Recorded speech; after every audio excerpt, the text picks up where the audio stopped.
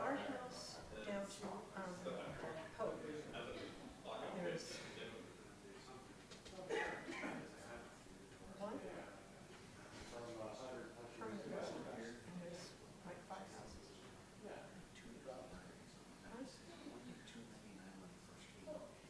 That too. Yeah, I mean, there was.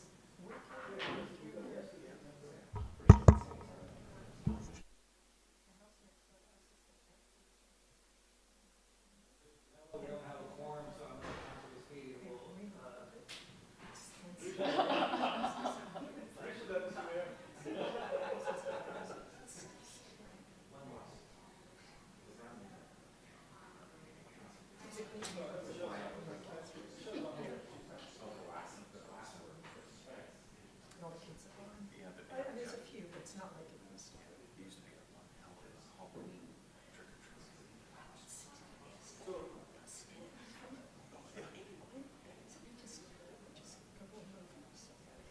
was so much fun.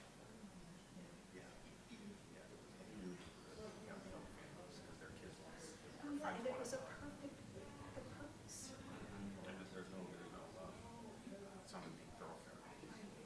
It was a perfect spot. So Maynard was the hottest one back in the 70s. Yeah. Now it's talent. They do fancy stuff there. We don't. The kids are way my place on the sunset. That's right. They get like full Hershey bars. It's this little tiny thing. Yeah.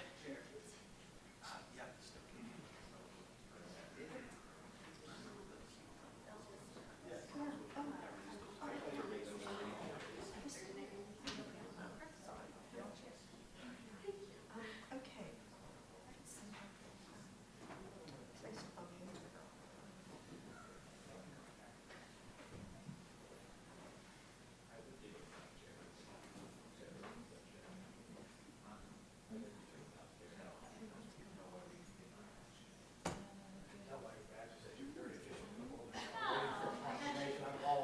Catherine, nice to meet you. Good.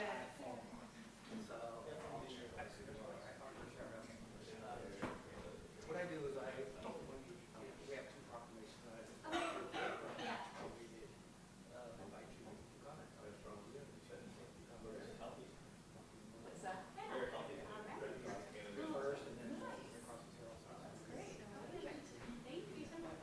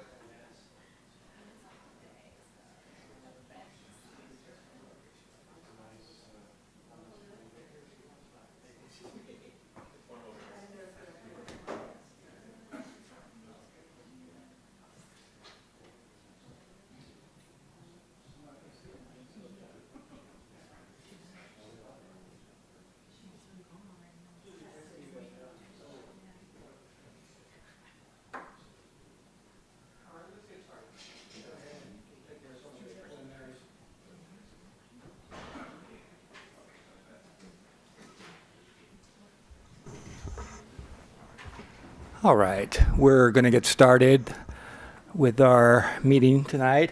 Hello, good timing. Welcome to our regular city council meeting on March 10, 2026. We'll call the meeting to order, and I'll ask the clerk to do our roll call, please. Mayor Doran. Here. Vice Mayor Deasy. Here. Councilmember Barrick. Here. Councilmember Spoterato. Here. And Councilmember Summers is absent. All right. Please join me in the Pledge of Allegiance.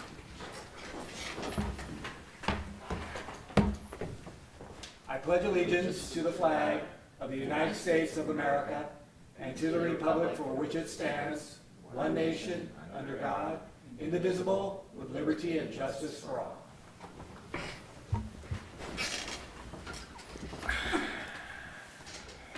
All right. Mr. Bradley, are there any agenda updates? We're on to item 4, adoption of the agenda. Yes, staff will pull item 10.1 off the consent calendar for additional discussion, as we had an amendment earlier this afternoon. Okay, and be sure to remind me if I go right through that without pulling it, but I will pull it. I'll look for a motion to adopt the agenda with that slight amendment. I'll make a motion to adopt the agenda minus 10.1. Second. All right, there's a motion and a second to adopt the agenda with the minor amendment that we will be pulling 10.1 by staff's choice. All right. Motion, all in favor, say aye. Aye. Any opposed? None. That motion passes. On to adoption of the minutes. Any changes, amendments, Mr. Bradley? There are none. Look for a motion to adopt the minutes from February 24th, 2026. So moved. Is there a second? Second. I like that "so moved." That's good. Yeah, that's good. You're catching on. So moved. There's a motion and a second. Mr. Bradley, all in favor, say aye. Aye. Any opposed? All right, that motion passes. All right, we're quickly on to public forum. Members of the public are entitled to speak on matters of municipal concern, not on the agenda, during public forum. Each person's comment shall be limited to 4 minutes. Each person is entitled to speak on any non-agendized item only once at any meeting. Brief questions by council members for clarifications may be posed and answered, and council members may make requests that items be placed on future agendas. But in accordance with state law, no substantive discussion or action may take place unless and until the matter properly appears on the agenda. Who wishes to use 4 minutes or less to approach your city council and share it with us? Mr. Mann, how are you? I'm good. How are you? I'm doing well. Mostly I have a question. Does it mean you have pulled 10.1 altogether from discussion tonight? I think we have pulled 10.1 for discussion, correct, Mr. Carmelo? Yeah, no, it's going to be You will be talking dealt about with it tonight, yes. Okay, thank you. Thank you. All right, anyone else wish to approach your city council to make public comment?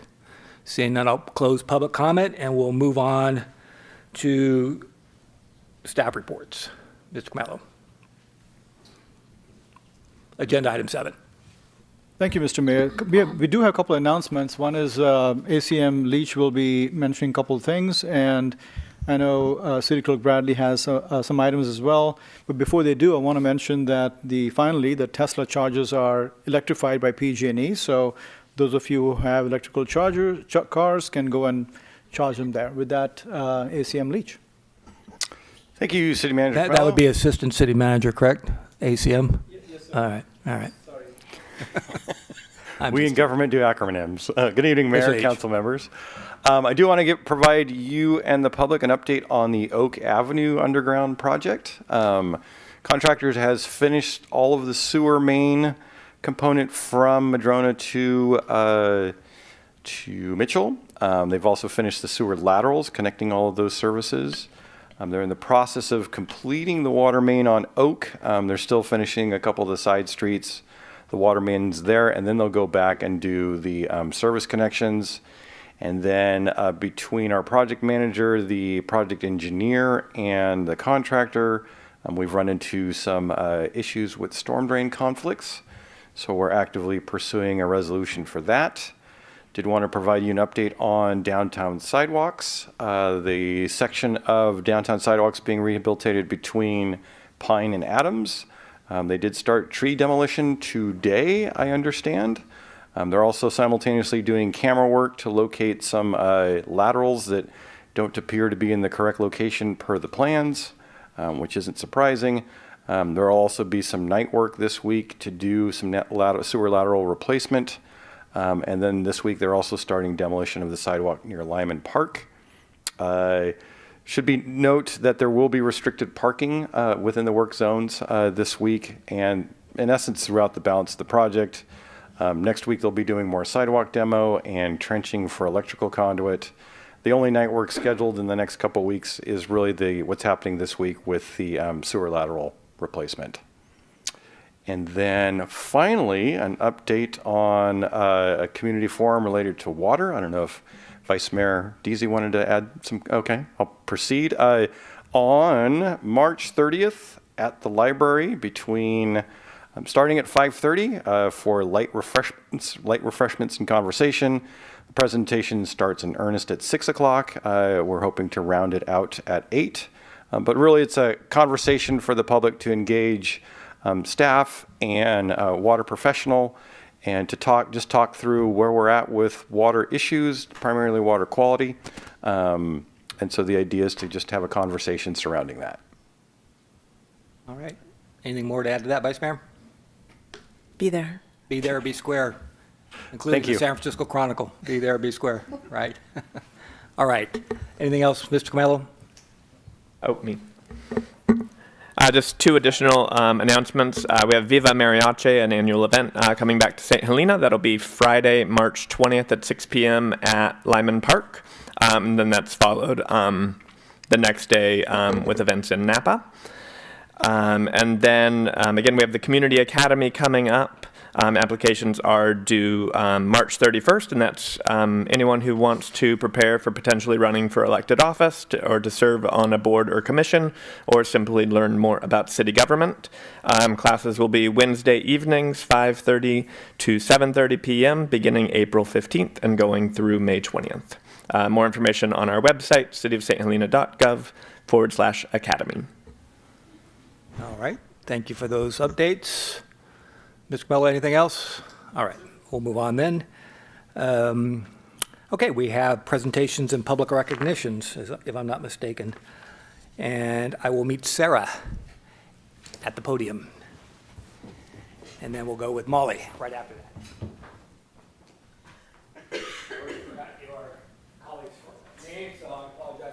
And Jamie. Catherine, let me just take a second to read this. There actually are people at home who I'm reading this to, and Elaine Demand, right? So, all right.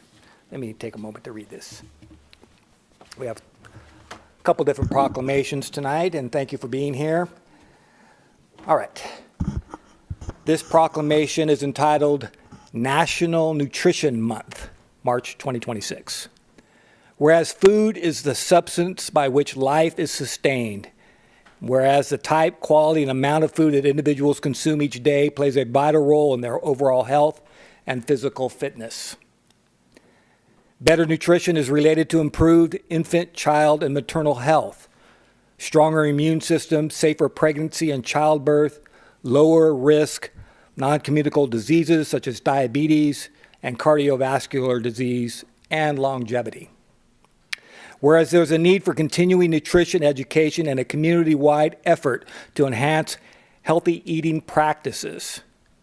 Whereas the theme for National Nutrition Month 2026 is, and I quote, "Discover the power of nutrition." The theme focuses on the ability of nutrition to help people and communities flourish. By embracing balanced, culturally diverse, and accessible nutrition, we empower individuals and families across our state to thrive at every stage of life. Now, therefore, be it resolved that I, Paul Jamison Doring, Mayor of the City of St. Helena, on behalf of the City Council, do hereby proclaim March 2026 as National Nutrition Month in the City of St. Helena, and encourage all in our community to join the campaign in an effort to achieve optimum health benefits from the transformative power of food and nutrition. I just want to state that one of our council members is a model of fine nutrition, Mr. Barrick.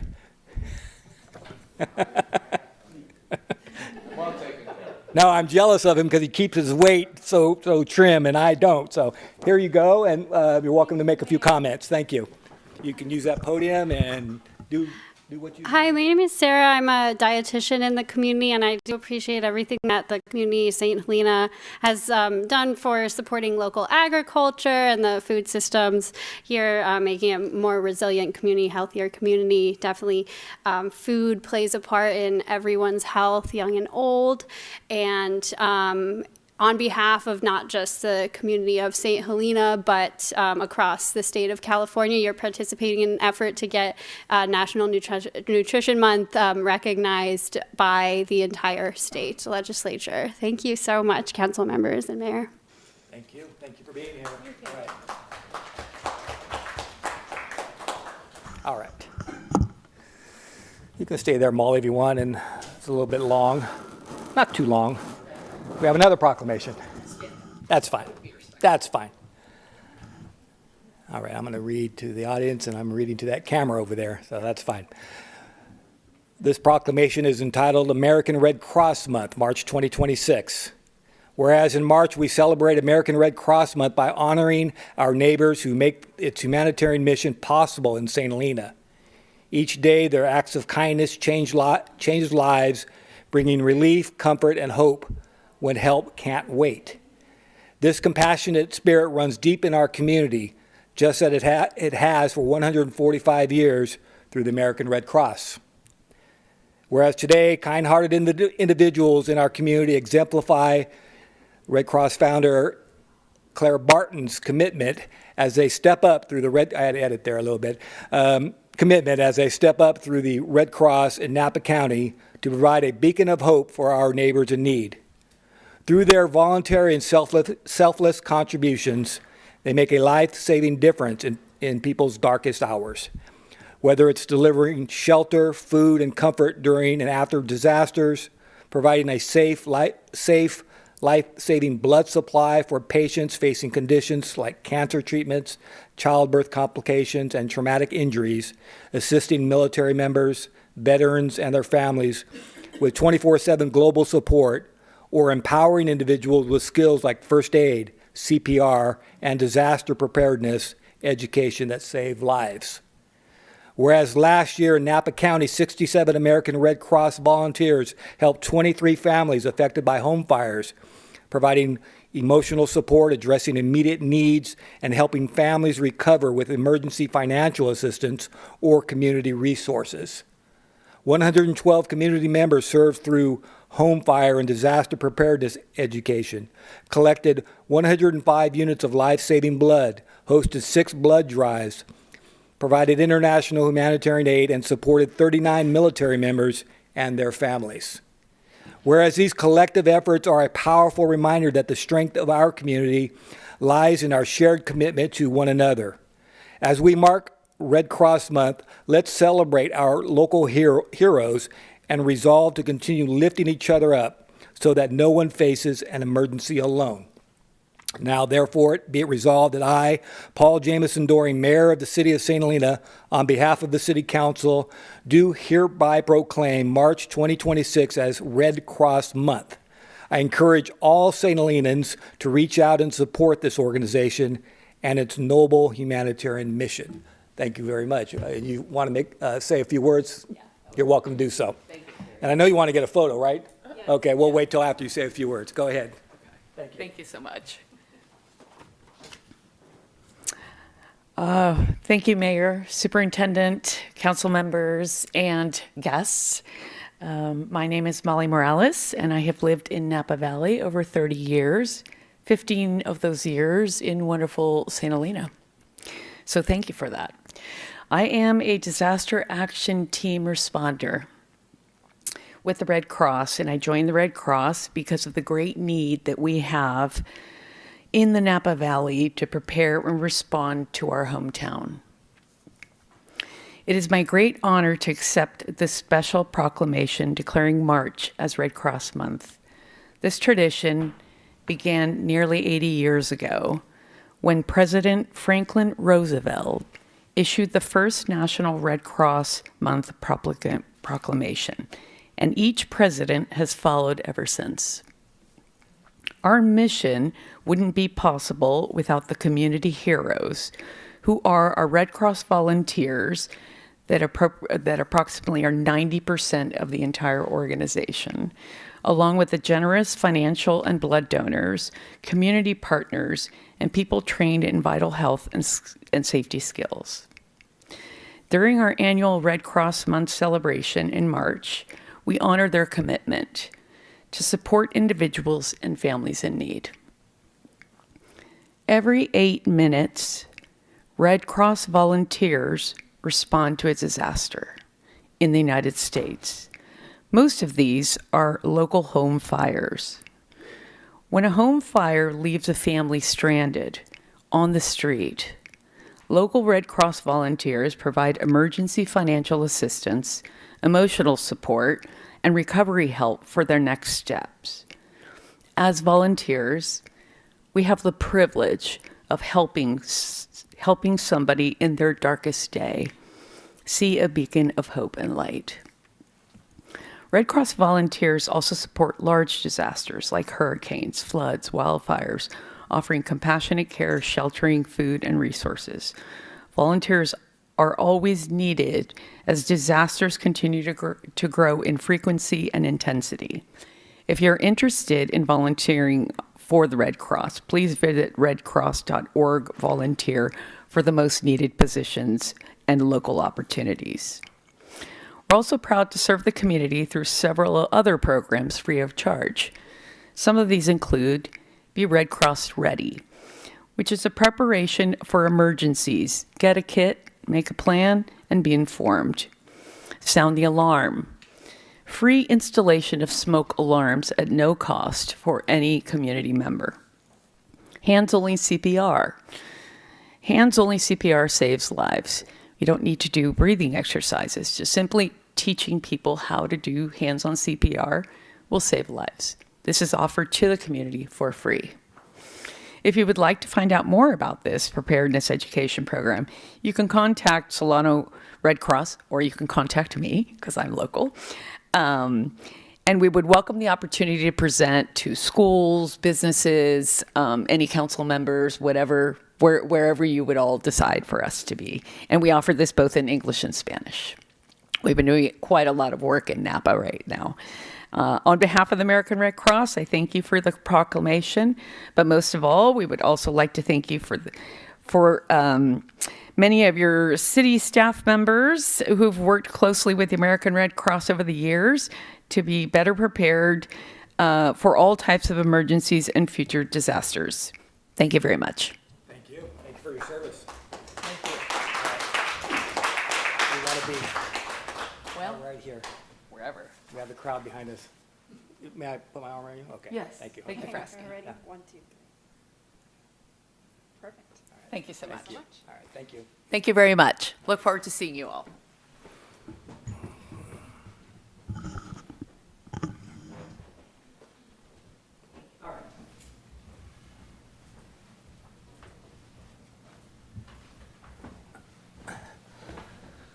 All right, let me get my computer back up and going here. All right.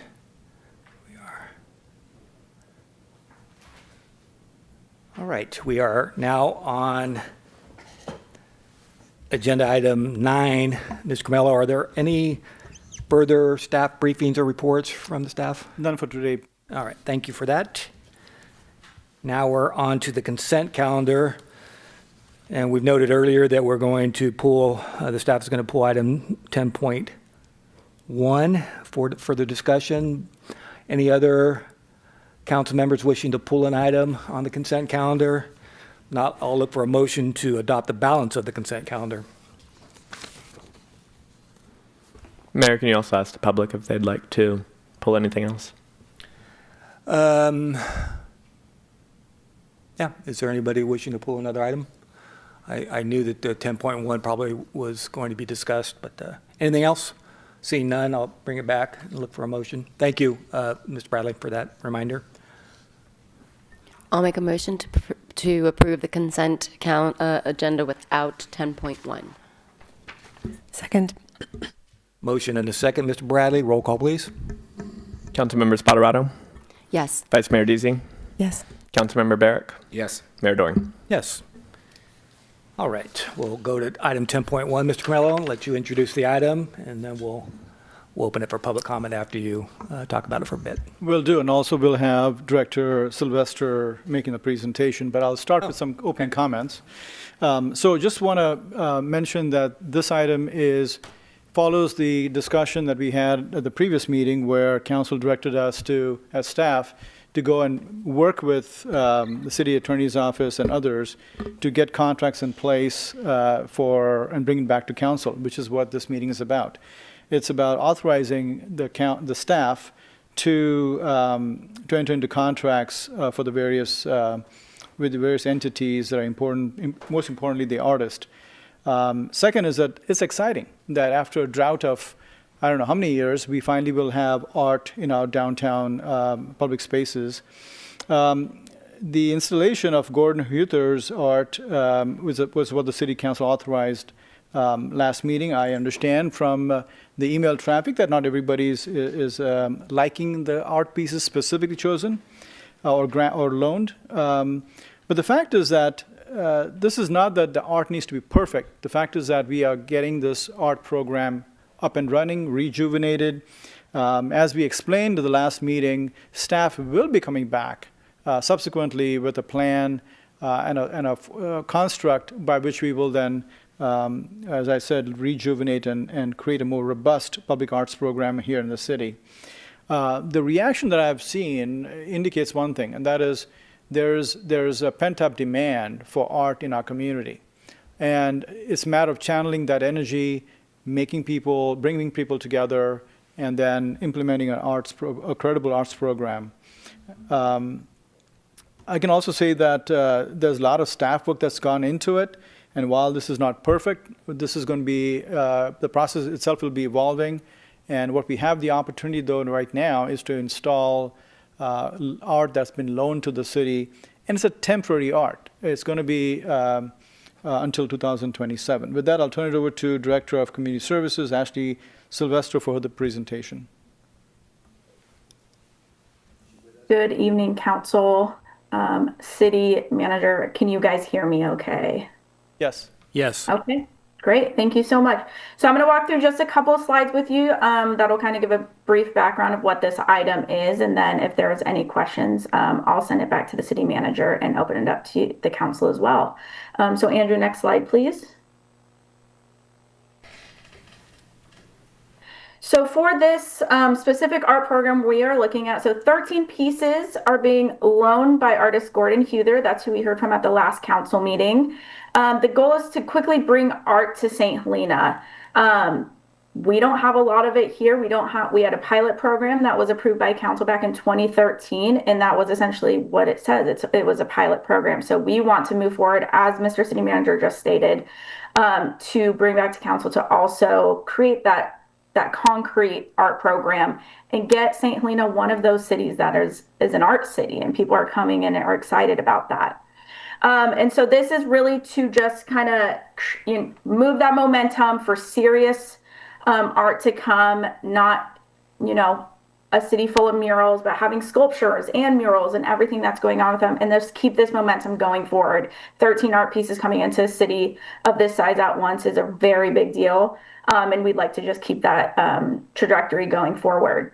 And so as promised, and as just stated to you on February 24th, staff was directed and also informed the council that we will develop a plan to formalize an arts committee that advises the Parks and Recreation Commission. Right now, there's a subcommittee on the Parks and Recreation Committee, and that is an ad hoc subcommittee formed by the commission itself. Next slide, please. So the program parameters, so the art will be installed by city staff, but in collaboration with the artist and his team. So these conversations have been happening since we learned about this artwork and wanting to come to St. Helena. That is with the Public Works Department, Community Services Department, City Hall. Many hands are making the light work to get these installed. But the city will absorb material and staff costs for laying the pads that these sculptures will go onto. Every sculpture will have a different concrete pad. And then artist Gordon will absorb the costs associated with the transportation of the 10 barrel rings and the tracks installation of that artwork. And so those will be transported up here from Napa. And the artist will absorb most of the costs also associated with the transportation of the Hand of the Land. That's the sculpture currently set to go into Lyman Park, and Reflections. except for $10,000 that is going to be paid for by the city to the artist. And so city and artist share in labor and on-site installation. And so those, again, are coordinated both by the city, by Public Works, and the artist to ensure the safety and the well-being of the artwork itself. Next slide, please. And then sales for this. So the artist in the contract, the artist cannot remove the art until at least March of 2027. If not removed in March of 2027, the art will be removed by December of 2027 unless the agreement with the artist is extended and agreed upon, both parties being the city and artist. And the city will receive a 20% fee for any of the art pieces sold prior to 2027.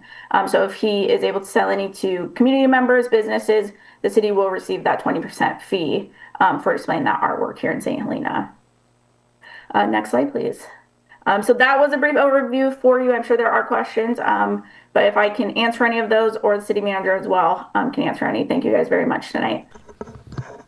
Just a clarification on the sales. I think the report or the agreement said prior to April 2027, just to be more precise, or no?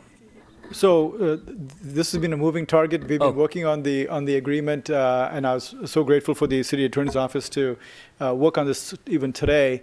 So we will be further refining it. Our intent is to make it December 27.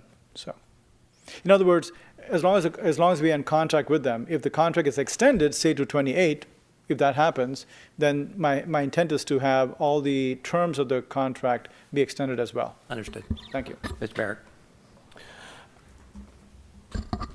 Hello, just a question around trying to understand total costs, and you did a good job answering pieces of them, right? Transportation, et cetera, that was in the artist agreement outside of the contract, which was good to see.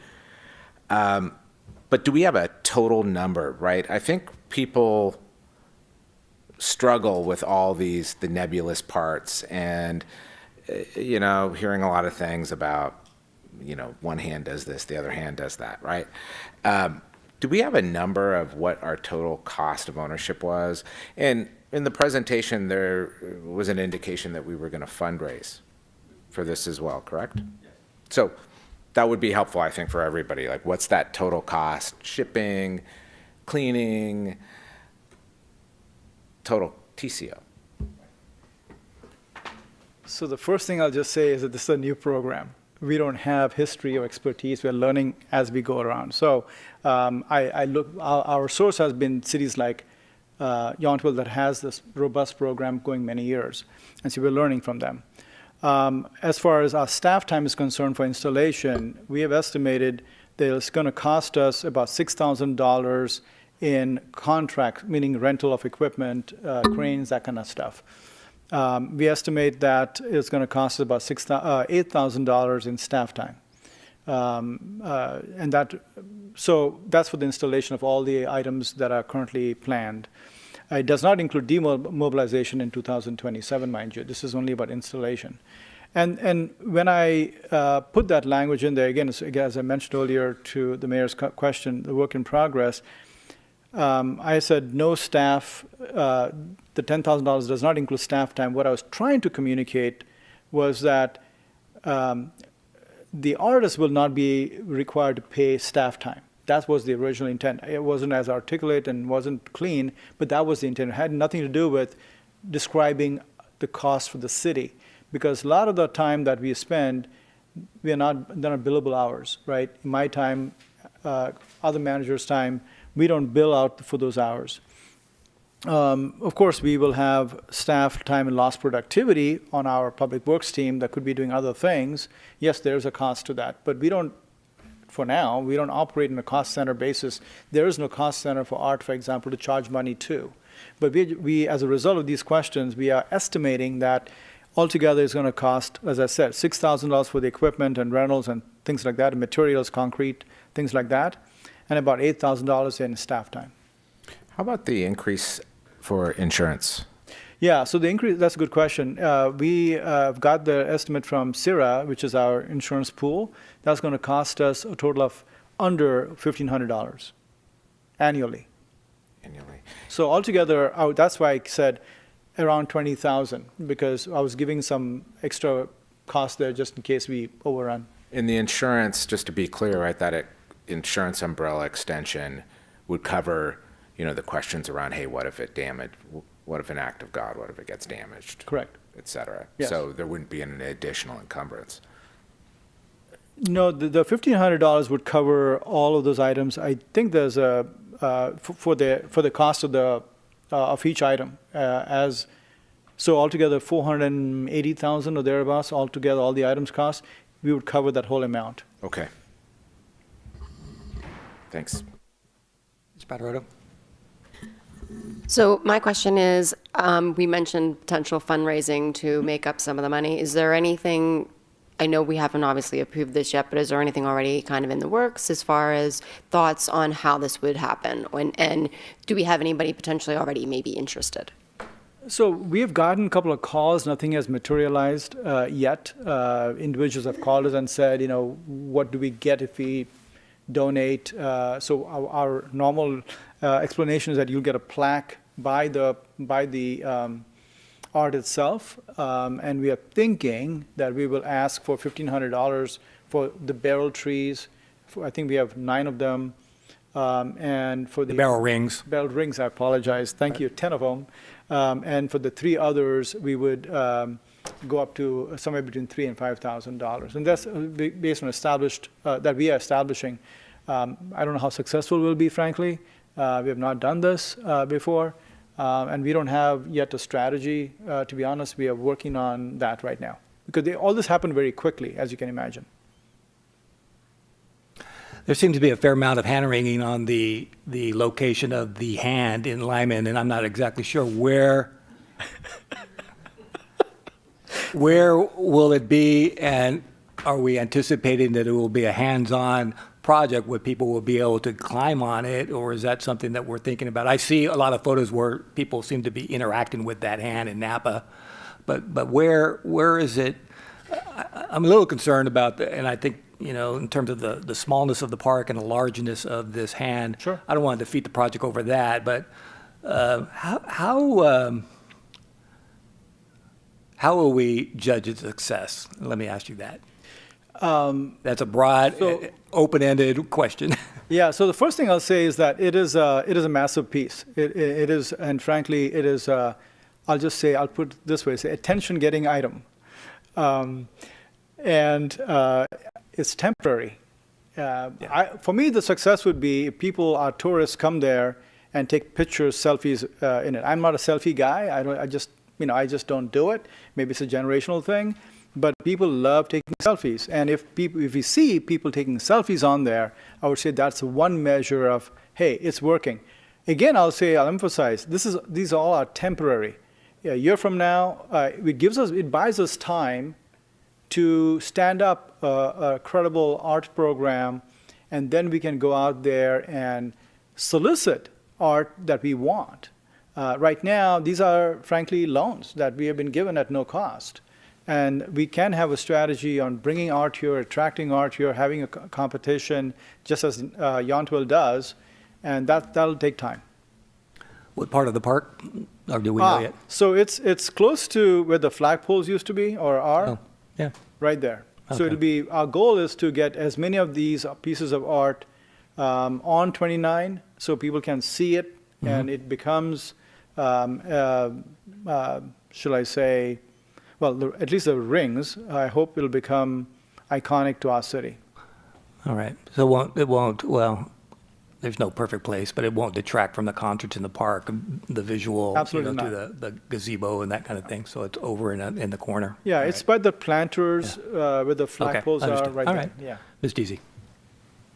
Thank I'm you. assuming because you. Oh, yeah, Mr. Okay. Mayor. Sorry. I have two questions. The first is financial, and I was wondering about the cost to return the property to its original state in each of, it's a lot of locations. Has that been costed out? We haven't costed it out, but I would think it'd be probably a couple of days of work. What it means is essentially digging out the concrete pads. But if we create an arts program where we want to replace that same location with a different piece of art, then we wouldn't want to take those concrete pads out. Right, but the contract has it in it that we will return things. And so it's just a bit of an unknown. The contract says that the items will be removed, meaning by the artist. The artist will remove it, but the concrete pads, if we are going to if we're going to reuse it, we would not remove the pads themselves. I read the artist contract, if I could just step in here, and it also obligates us to return private property to its original state. Yes. So I think to Vice made a great point. Just understanding what pieces are on, obviously for Lyman, stuff we own, yes.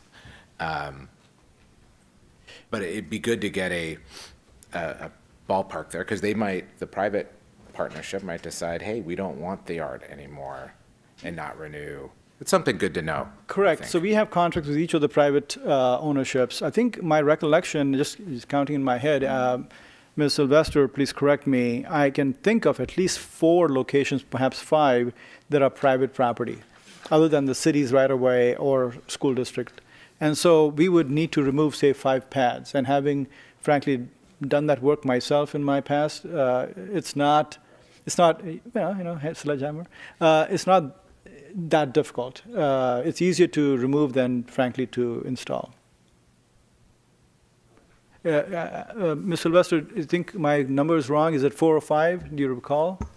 So it is not including the school district. It is 4. One of those is on the city maintained right of way. So to be safe with that, including the school district, we'll say 5 with that. And speaking with Public Works, it would just be taking out those concrete slabs as well. Yeah. Yeah. So 4 pads, Vice Mayor Deasy, would probably, in my estimation, probably half a day to a day. Let's hold off on any further questions. Let's open it for public comment, then we'll take some more questions after we hear from the public. Opening public comment on this matter. Invite public comment. Anybody?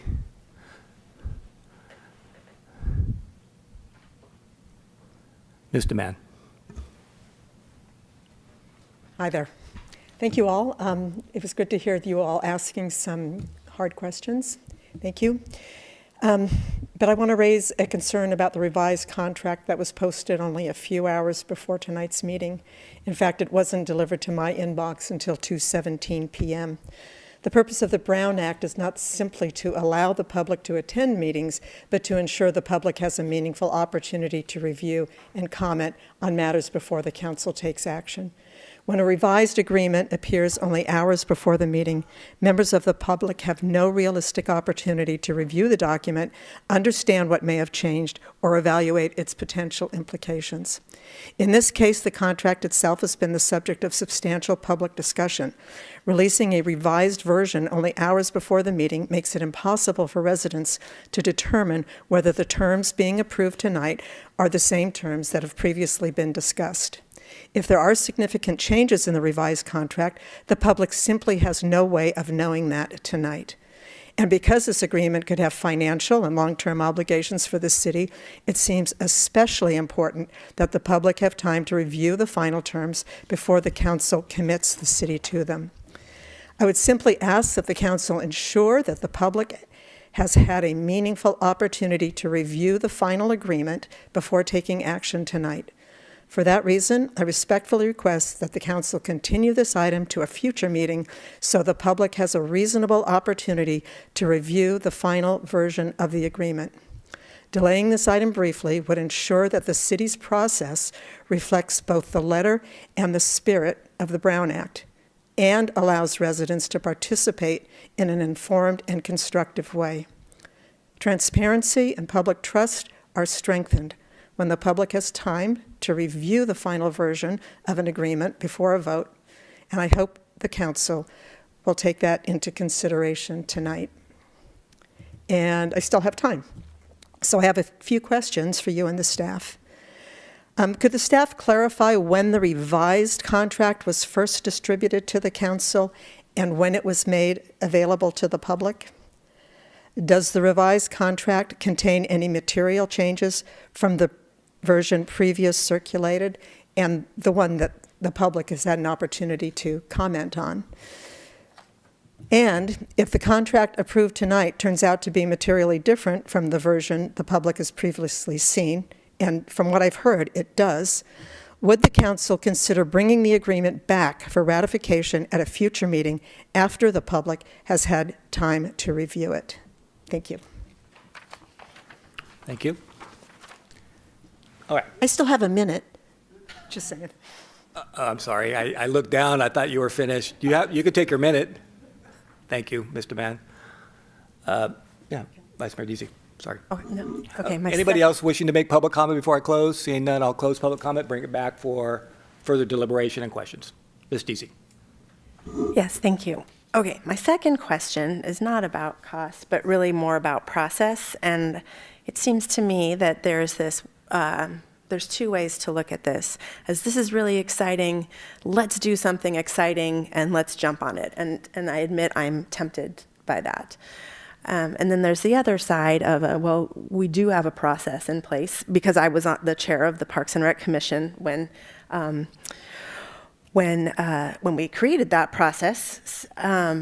So the questions are, why are we not following it? I did reach out to all the Parks and Rec commissioners, and I'll say that their perspectives were not unanimous. I think I got hold of 4. One was in support, one maybe seemed mildly annoyed that it hadn't gone through Parks and Rec, and 2 felt strongly that it should, for different reasons. Like it's a lot of art, and this is a big art project, and something that big.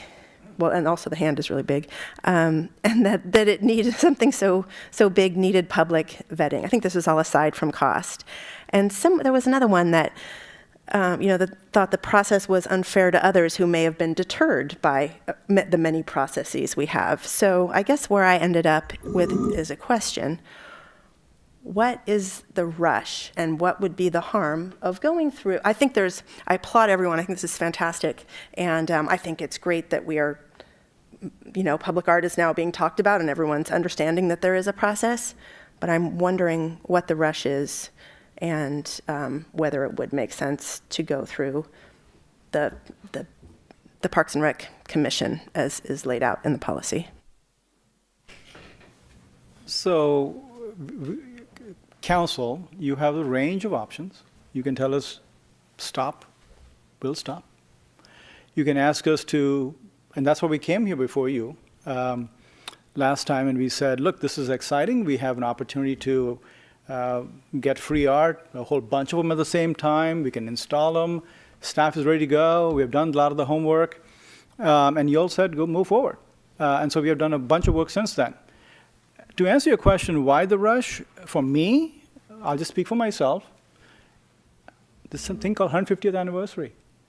It's happening in 2 weeks. I wanted to find a way to install it before then. That was all. And I think it's exciting. I think it'd be nice to have it. The chamber is helping us do a video. I'd love to see, rather than our drab, old, broken streets, I'd like to see color in the video, that then we can attract visitors to come and visit. And so I would say that we should accentuate the positive, the fact that, yes, staff has worked along with Sue Furtick, who brought this artist to our attention to begin with. Lots of hours have been spent on this, and a lot of hard work from a variety of departments.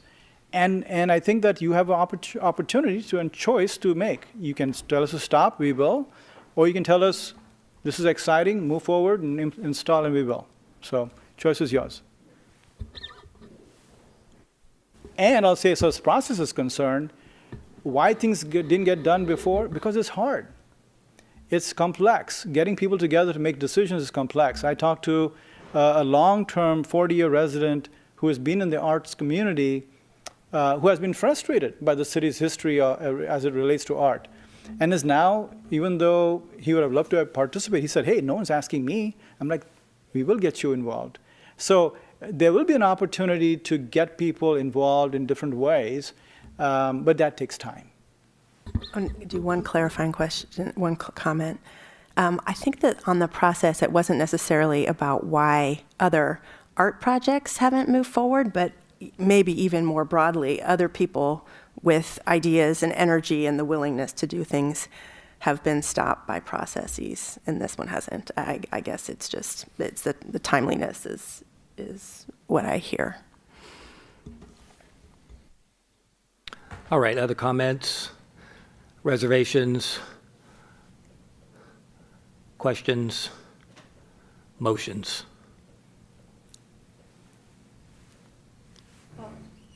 I'll test a motion, which may not work, or may. I would make a motion to slow it down a little and send this to the Parks and Rec Commission for vetting and maybe see what comes out. Who knows? Maybe it's this is great and let's take it all, or maybe let's not take one piece.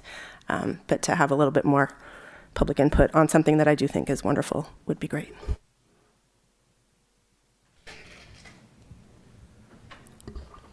So my understanding is, and Mr. Camello can confirm, is that we don't really have options to say, take the handout.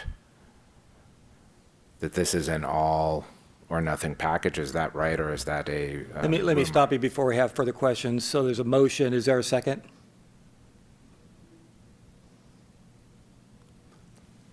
Okay, there's not a second on that motion. We'll work on that motion. There may be some room to work with that, but okay, now you can go back to, that motion is off the Thank you, floor. Mr. We can Mayor. have a discussion.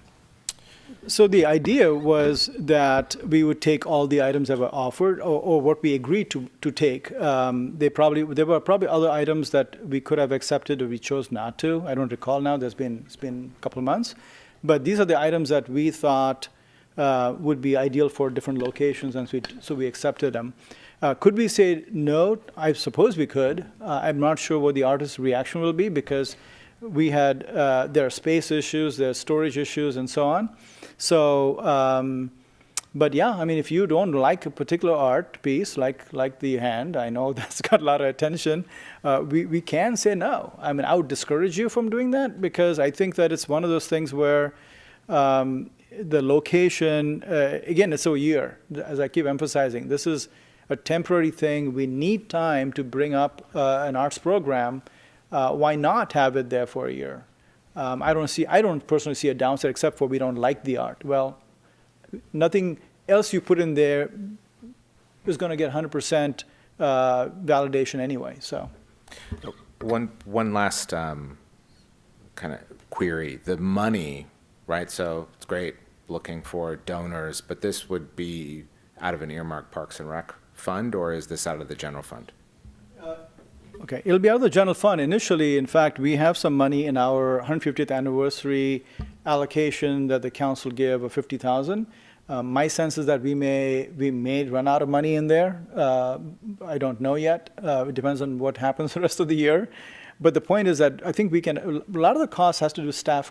A lot of the costs are soft costs, meaning that there's no. We're not going to charge to anything else other than staff time. The real hard costs are $10,000, which we have agreed to pay in part if you approve the contract, the artist, and $6,000 that we will need to pay a variety of vendors that we need, to rental equipment and things of that nature. So our real costs are $16,000, which I think we can absorb within our budget, within the general fund. And the insurance, yes. Yeah. What do you mean by there's storage issues?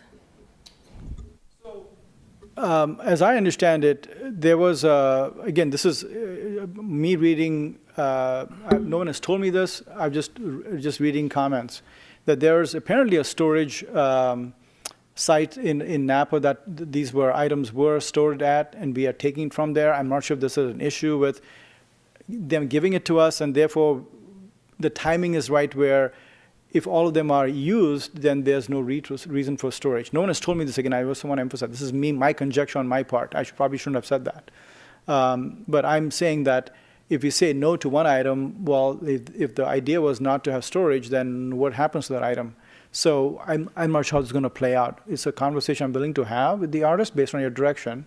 But again, I'm recommending to you that we accept all 13 pieces that we have vetted as staff. Under the pilot program that we have for vetting public art, the city council is the final say on it, or is it the Parks and Recreation Commission? They're a recommending body on that issue, I assume? I do not recall that part. I read it like 6 months ago. Ms. Sylvester, do you recall the final authority on that? Is it the council or the Park and Rec Commission? Final authority is the city council. Parks and Recreation Commission is a recommendation to council. What have been the last couple of projects, art projects, public art projects, Ms. Sylvester, that have gone to the Parks and Recreation Committee over the last year or two, if you recall? Since this policy's been developed, we've had one go, and it was the Simon Bowl benches that went to the Parks and Recreation Commission. Since then, nothing has been applied for to go through this public art policy. Did the benches come to the city council? Sorry, can you repeat that? Did the benches come to the city council? Yes, previous director Dave Jans brought that forward. So just to be clear, in both cases, when they came, I don't know if they came to the city council, I don't remember. But I know that when it went to the Park and Rec Commission, I heard from staff at the time that it was more of an informational item. It was not, in other words, the policy and procedure that you're referring to wasn't implemented. There was no committee, there was no vetting, there was no process that is being asked for this purpose. In other words, that process that was designed has never been implemented as designed. All right. You're anticipating my third question, and thank you. What's the downside of it going to the Parks and Recreation? Delay, primarily. All right. And again, the whole goal was to get it up before the 150th. Could we have a special meeting of the Parks and Recreation Commission, an urgent, a special meeting, like next week? Get it vetted? I suppose I you mean, we retain the ultimate authority. They may say no, but they'll give recommendations on it and look at the contract. Or is that, I know that's a fly in the ointment, but I'm talking about like quickly. Or is that, I know that may be offensive to the members of the staff and Parks and Rec. Everybody's got to gear up, but is that possible? Yes, it is possible. I worry that is the policy is not still not being implemented, Yeah, right? I understand that. That's a little bit of a problem. So if you're going to take it them, they will be doing the same thing as before. It'll be almost like a sham process. And now you're going to be saying, well, either you approve it or not. And if not, you're going to go to council, and council's going to do what it wants anyway. So I just want to be sure what your outcome you're looking for and what process you want to follow, and we'll do as you wish. At this point, Mr. Camelo, I'm just asking questions. Ma'am, Ms. Deasy. Yeah. So I went back and I reread the policy, and I'm going to look it up. The policy actually states that it will just go through Parks and Rec. It doesn't state that it has to go through the Public Arts Subcommittee, which is not, in place and meeting regularly. So that was meant to be. I remember it because I sat in several meetings. They were lovely with that subcommittee. But the actual written policy is simply that it will go before Parks and Recreation. I could look it up again. All right. Well, I'm trying to get down to if there's not a process that's in place that obviously would sway me not to go through that process or try to reinvent it. That would lead to delay. So I get your point, Mr. Camelo, that it's easier said than done. Mr. Camelo, go ahead. And in fact, in talking with Ms. Sylvester, that's part of the reason why she was mentioning to me or explained to the last time that one of the things we want to do is take a little bit of time to design a process that makes sense. Yeah, I think that's right. To bring up a committee that has a regular cadence. As Vice Mayor mentioned, the committee had been in place and had been used sporadically. There's no regular meetings of the committee. What we want to do is take this seriously and have a regular cadence of the committee so that we can have public input and have clear goals, have even a strategy and so on. Yeah. It may not be clean, but it is being vetted by the city council. There's a second step. So I understand that it's not just being jammed through. We're here and people are able to comment and write letters. We'll want to get a little bit more discussion on the contract itself. I didn't see anything really big in changes other than to the being responsive to the public to a certain degree. There's some clarifications on the sales commission. I saw that was new. What else was new in there in answer to the public's question? Yeah, actually, that's one of the wonderful things about it. I would say that it was a positive, meaning that we heard from the public, we learned something new, and we went to the city attorney's office and said, could you please improve this? And they helped us improve it. And by the way, it still needs to be tweaked a little bit more. I talked to the attorney earlier today. My recollection, before I answer that question, Mr. Mayor, is that we sent it, at least I sent it, the copy of it to the council, and soon thereafter it was sent to the uploader. So I think the timing was almost immediate. To your point about what was changed, the most important thing that was changed, probably two areas. One is the fact that we inserted a percentage of 20% where the artist will pay the city. That was one major and plus. And the second was we clarified about the $10,000. I think it was clarified that $10,000 would go to the artist, and there were other expenses that he would pay as a donation to the city, including all the costs associated with the installation, transportation of the barrel rings. All right. Any other discussion or motions? I'm feeling somewhat comfortable that these changes would be made, although it's against my contrary nature. I want to see the final contract typically not evolving, but you've laid out some of the changes that need to be inserted still. Those have been made already. They have been made? They've been made. That was done today. I'm saying that. But not in the draft we have, or are No. you talking about in the draft we have? Oh, I Yes. thought there were additional changes beyond that. No. I misunderstood. My apologies. What I meant to say was that as a result of the feedback we received, we made changes to make those changes I just talked about. But in addition, we may need to do some careful review of the entire document, and maybe there's some cleanup. But That's I fine. I understand. I don't expect any major changes. All right. Thoughts about moving forward with this or not? I have a question around the Brown Act, the contract that Ms. Demand brought up. I wanted to ask you, Mr. Walsh, if has bearing here. Sure. So the requirement on the Brown Act is that when we make revisions to agenda items after the original posting, that it be provided to the public simultaneously to being provided to the council. And the way that we do that in St. Helena is through reposting it to the agenda and noting that it's amended. And so that's what the clerk did, essentially simultaneously with it being sent to council, is my understanding. And so that's the requirement. In terms of making changes to the proposed agreement, the agreement that's in the packet is not kind of a fait accompli, right? You have to have input in it. The council can make changes to the contract during your meetings. I mean, you're allowed to do that. So basically for the Brown Act, you need to give notice to the public as to the matter that's moving forward so they have the opportunity to comment on it.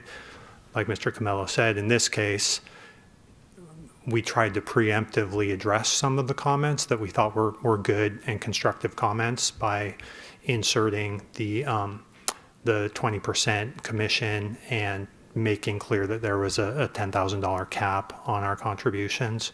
And so that was kind of so that we wouldn't be in a situation where we are trying to draft language on the fly at this meeting. But you are allowed to make changes to the contract after it was posted. If that wasn't the case, when you all are having your feedback, you wouldn't be able to make any changes during the meeting. So this is allowed. My comments outside of that are the concern. I'm not an art critic, or I like art. I know it's subjective. I'm sure we're all in the same boat. There's the hand is interesting. Wouldn't be what I put in my yard. But that being said, people will mock me on this, but the Eiffel Tower people, there were riots about that, and now it's, so I get our city manager's, Mr. Camello's idea that it, it could be iconic. I like that it's temporary, right? It allows things to get off the ground. I think it's going to be good overall for the town. I'm not a big fan of the money coming out of the general fund in our current financial situation. Looks to be around $19,000 with insurance, or close, let's call it $20,000. That being said, there's that phrase my mom used to tell me, don't cut your nose to spite your face. And it feels that way for me here. It's an opportunity for us. And My mom was less graceful than that.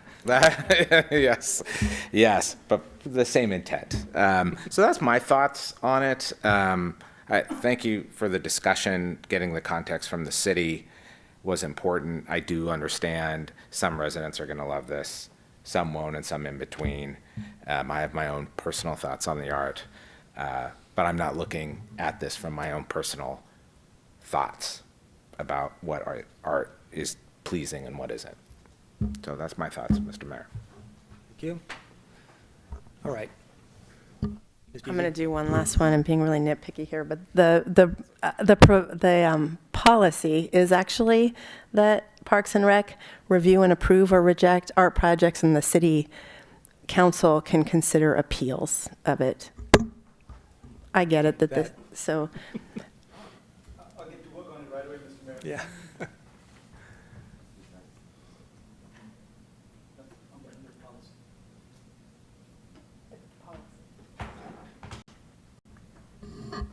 So is that policy adopted? It is now, yes, but we'll review it.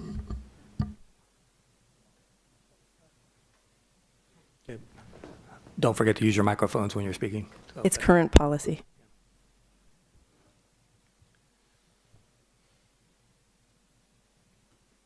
If it's current policy, it would seem to me that we don't have latitude of putting that policy aside. My understanding was that the policy hadn't yet been implemented, that we wanted time. Can help me through this. Yeah, so not it firing is on it all is a current cylinders. policy, and we came to council, we told you last time that it was a policy, it's in the staff report, but we wanted to expedite this because of the opportunity we have. So you have the authority to make decisions. Okay, thank you. Okay, I'm going to make a motion to have the matter sent back to the Parks and Recreation Committee in a special meeting within the next 2 weeks. I'll second that. Motion and second, further discussion. And presumably under the current policy that's in place, it is the law. Apparently we would have a right to appeal that decision, right, one way or another, or accept it, depending on what it is. Discussion about, I don't know who this question should be directed to, Mr. Camello. I support the project fully. So I just want you to know that. We're in a little bit of a bind when you say there's a policy in place, and it's a little confusing. I thought we didn't have a policy in place because we kept using the words pilot. And so that's confusing for all of us. We just thought that this was something that was sort of dancing around. We weren't really, it was not official.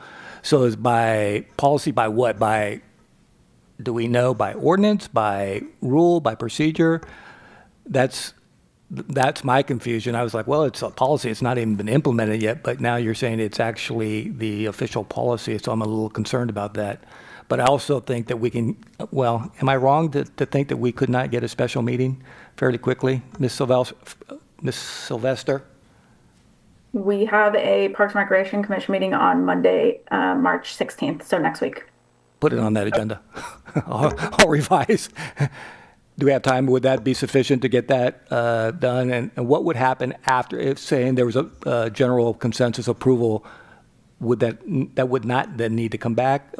Or do I need to amend my motion saying we approve it subject to the review of that would be my motion if I could do it that way. We would approve it now, the staff recommendation subject to the vetting or the approval of the Parks and Rec on March 16th. Does that sound appropriate? Or? That sounds great. That's actually better. And I say that because we were actually scheduled to install on Monday.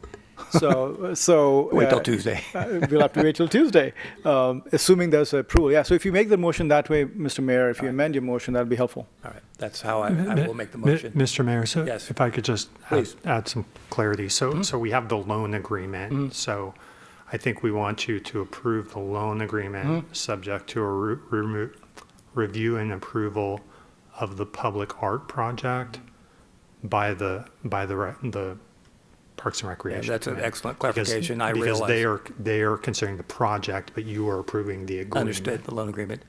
I'll accept that as my motion. Is there a second? I'll second. Okay, roll. Any further discussion on the matter? Roll call, Mr. Bradley? Councilmember Barrick, Yes. Councilmember Spoterato, Yes. Vice Mayor Deasy, Yes. Mayor Doring. Yes. Okay, good discussion. Thank you for that. All right. I neglected to thank members of the public for submitting a significant amount of written comment from a lot of different people. I won't take the time to read them all, but our public is engaged, and we thank you for that. All right. Now, let me get my bearings here. All right. No public hearings, no old business. On to new business. 13.1. This is a proposed approval of a resolution related to pre-submittal review to allow a sphere of influence amendment application to be filed by the application property owners with Napa County LAFCO. Mr. Camelo, I'll let you introduce the item, and then I know that the applicants probably would like to make some comments, and then we'll take it from there. They will indeed, Mr. Mayor. Thank you. And we have Kay, I do not dare try to pronounce your last name, but and of course Rick. Thank you. And Rick Tucker here, both who will be making a presentation on behalf of the applicant. Just some background: Spring Mountain Vineyards are adjacent parcels just over the border from the city, and are actually a long-term domestic water and raw water customer. We have worked with them on a number of issues having to do with water over the last couple of years. The request before you is simply to support a request that they seek to expand the city's SOI, sphere of influence, for future consideration of an annexation of the property. The first step of any annexation process is, before the annexation of the land can occur, is to consider an expansion of the city's sphere of influence to include probable future physical boundary and service area of the city. While other annexations are desired, we should remember that there are three main parties to any annexation. Of course, there are many parties, but three main parties: the property owner, the county, and the city. And in this instance, there is no requirement that an annexation agreement between the agencies occur when an SOI is simply being expanded. With that, I'll invite Ms. Kay and Rick to make any comments you want.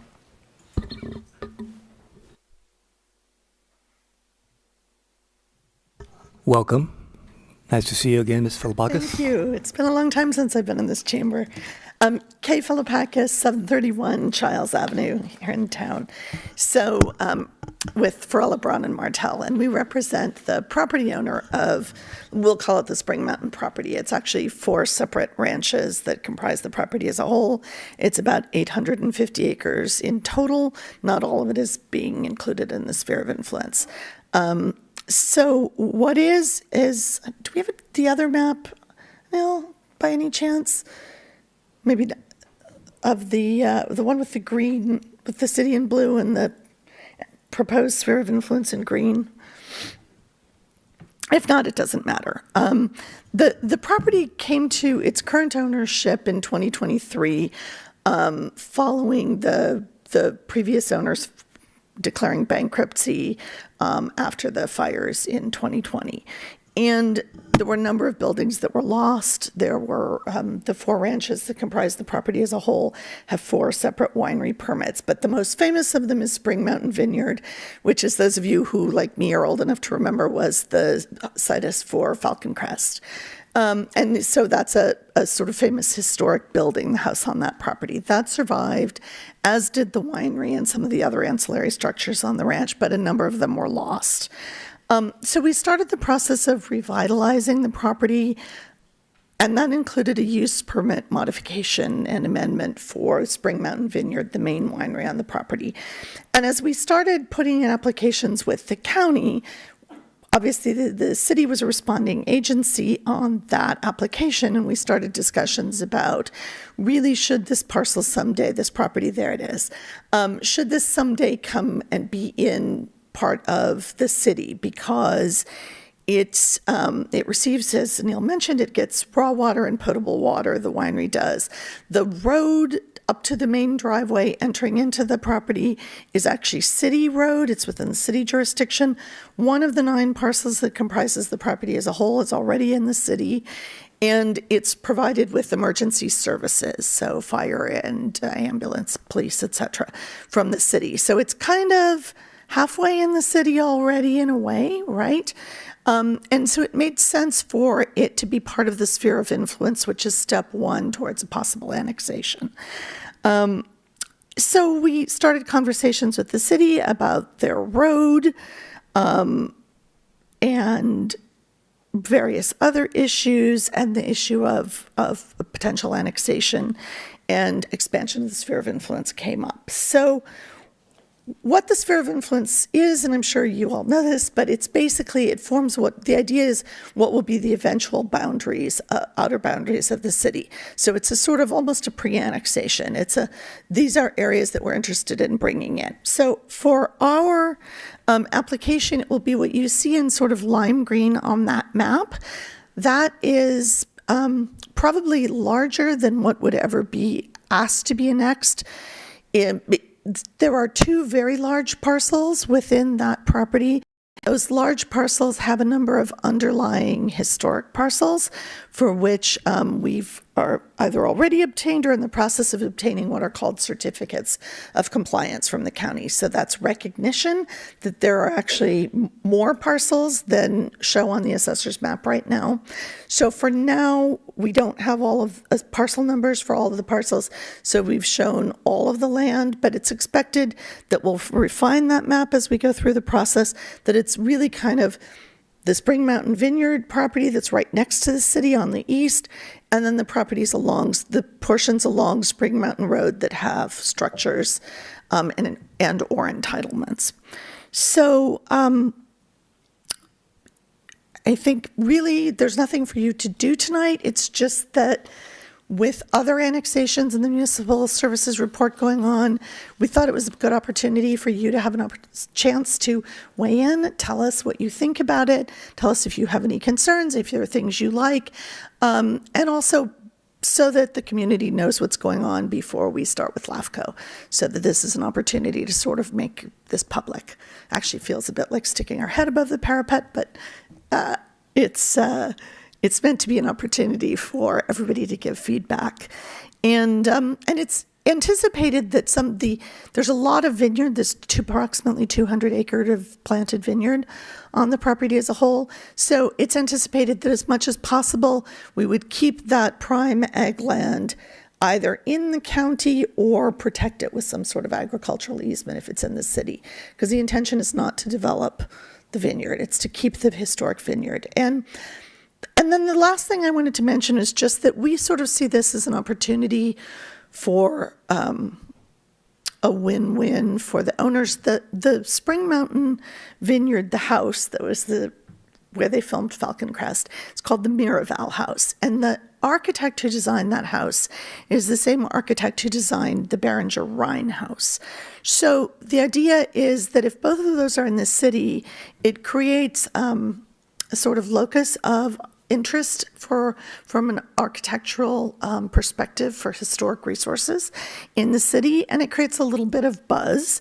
And then the winery would be able to be used, if it's in the city rather than the county, there'd be a bit more flexibility on what the use of the winery could be. So there could be community events held there, or a variety of different types of events at the winery, whereas in the county, you really can only hold things that are related to the marketing and sale of wine or the sort of one-off charitable events, right? But this would then create somewhere in town that could be used on an ongoing basis for members of the community as well as visitors.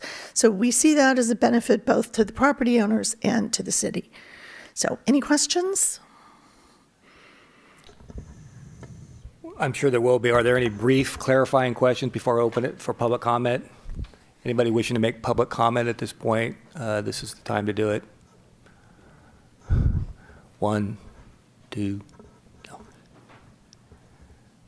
Mr. Tucker, you wish to make any more comments? All right. I'll close public comment and bring it back.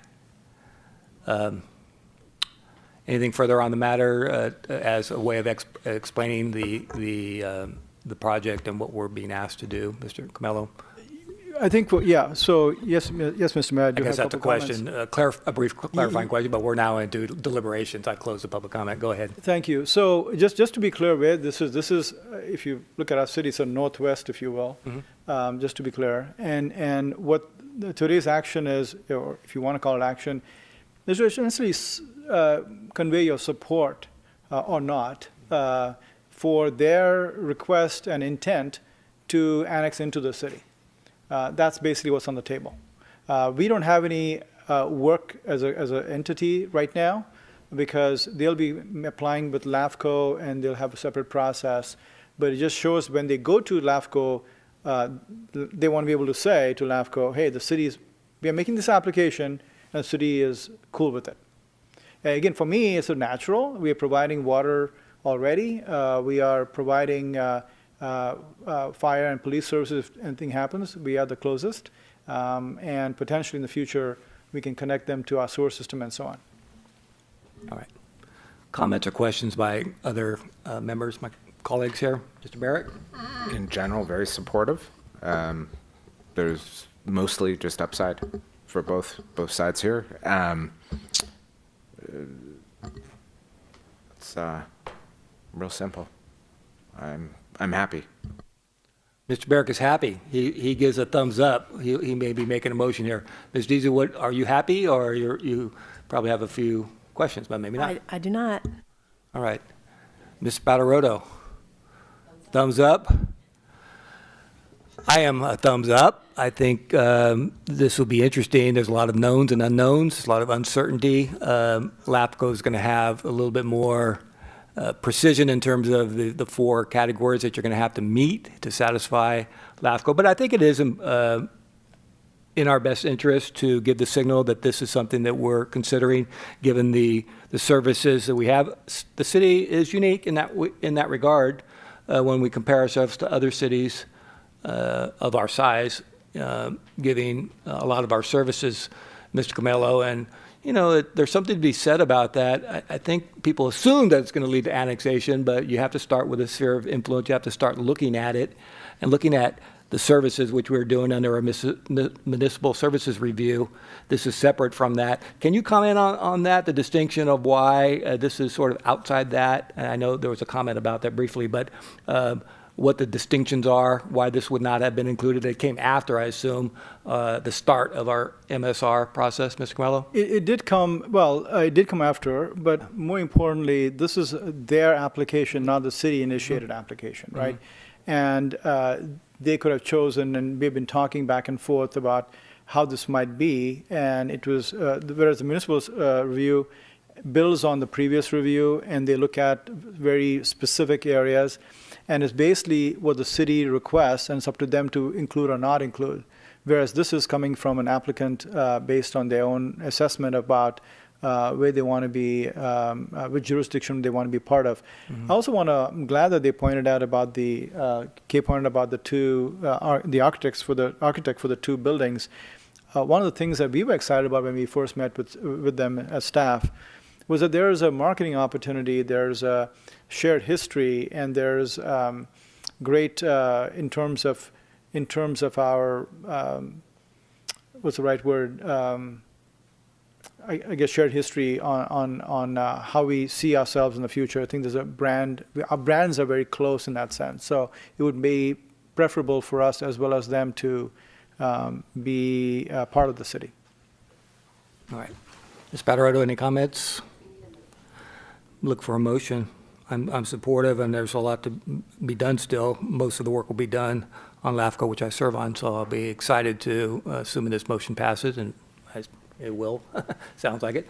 Yes. I did want to point out one thing, and that is the applicant has already agreed that should we have expenditures, and we may, as we move forward, that they would be paying for the full cost of that.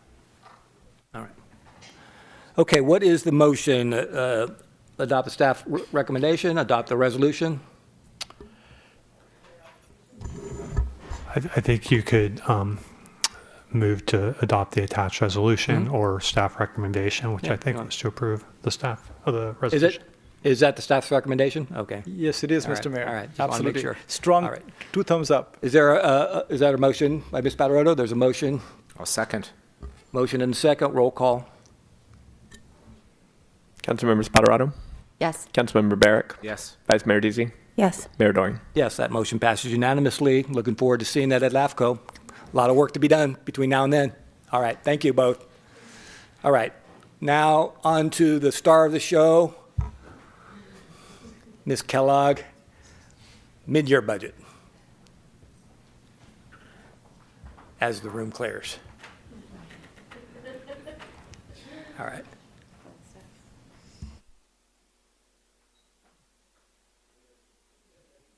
Does anybody need a break? All good to continue on? Okay.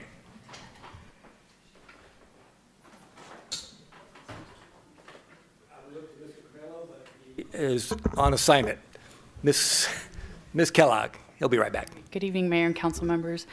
Even with an empty room, I'm still nervous. That's all right. That's all right. We don't bite. All right, so this is our mid-year review of the fiscal year 26 budget. Next slide. So first we have here an unaudited overview of our fiscal year 25 actuals. So our adjusted revenues our actual revenues, and I would like to just point out again, it's unaudited, so these numbers might shift just slightly once we get our audited financials. So actual revenues came in at about 19.8 million. That was actually 50,000 over the adjusted budget for fiscal year 26. And then our actual expenditures came in at 20.7 million. And that was a decline of about 3.4 million from what was in the adjusted FY25 budget. But out of that 3.4 million, there's still about 1.7 million that's encumbered, that's been rolled from fiscal year 25 into the fiscal year 26 budget. Some of the highlights as to what those variances are is why we came in lower than anticipated in fiscal year 25 is we had about 580,000 in salary savings from vacancies in the general fund. Our contract services also came in quite a bit less. Part of it had to do with the fact that we did have a spending freeze in place, so we were conscientious on our spending. But then also, Joe and his team was able to charge more of their time to capital projects and utilizing those revenues that are funding those projects and not utilize general fund revenues. And then the only other, I think, major thing is that we had budgeted 100,000 for improvements over at the Carnegie Building, and we actually did not move forward with that. Yes. Thank you, Director Kellogg. Trying to simulate this. Oh, I think we're on the wrong slide. There we go. That's the one we should be on. Sorry. Okay. There we go. Apologize.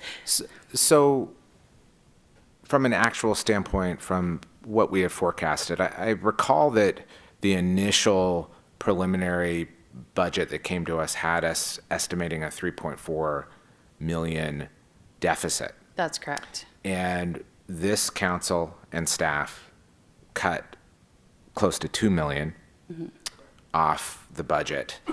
And I understand some of the items that you guys have done. We have deferred 100,000 for Carnegie.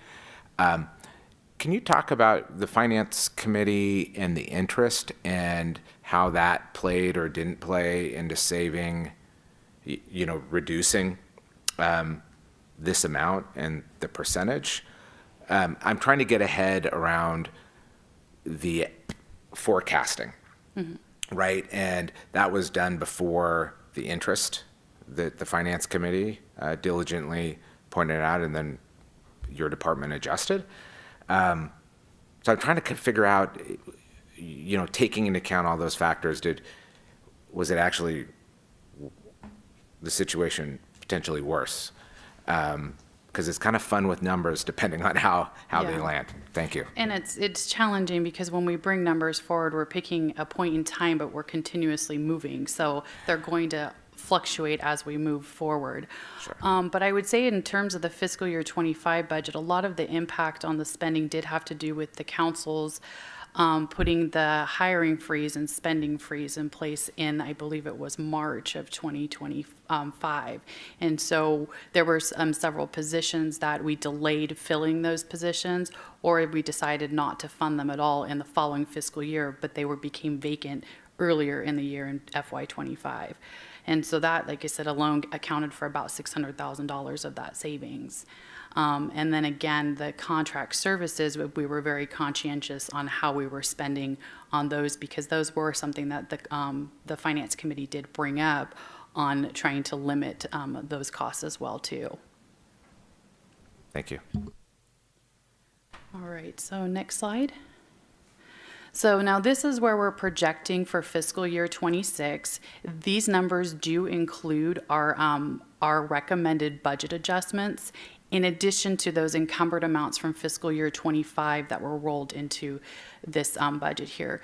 So we've adjusted our revenues to 20.7 million, and then the adjusted expenses are 22.9. And then the additional encumbrances of 1.7 would result in a use of fund balance of 3 million.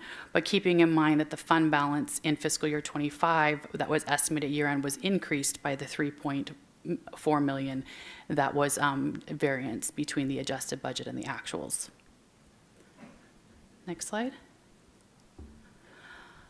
And so on this slide here, we're showing the change in the revenues from the original projections. And so some of the main changes on the revenue projections, which I think I actually have on the very next slide, if we can go to the very next one.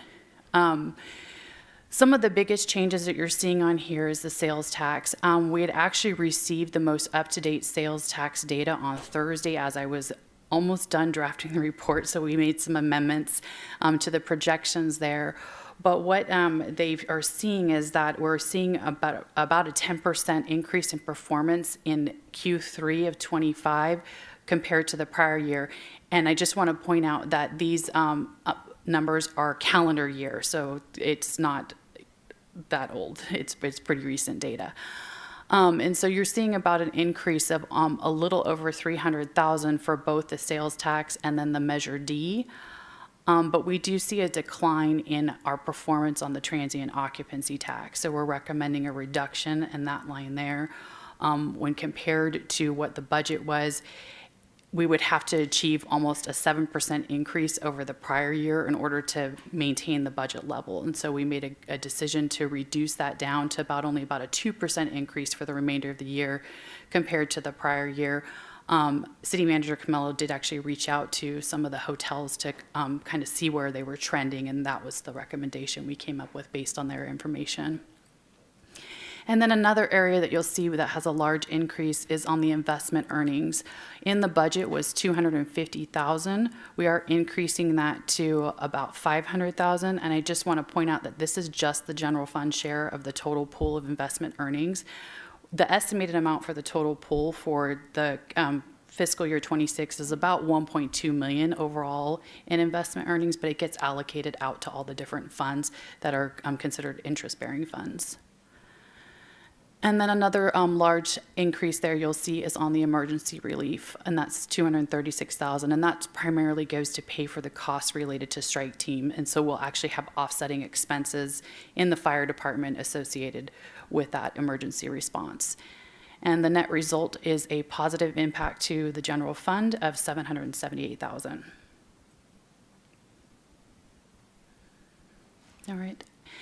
And so on this next slide here, this is just showing a comparison of what the adopted budget was versus the adjusted budget. It's about a $2 million difference there, but again, that includes the encumbrances that were rolled over from the prior fiscal year.